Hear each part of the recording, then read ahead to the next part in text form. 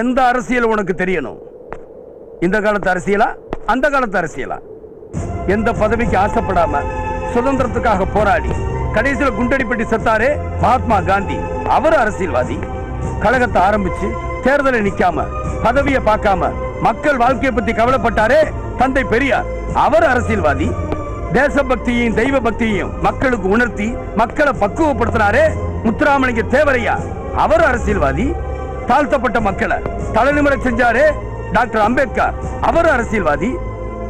ஏன் முதலமைச்சராக இருந்தும் இந்த நாட்டை ஆண்டு சாகும் போது சொத்துன்னு 4 வேஷ்டியும் வெறும் 130 ரூபாய் வச்சுட்டு செத்தாரே கர்ம வீரர் காமராஜர், அவர் அரசியல்வாதி.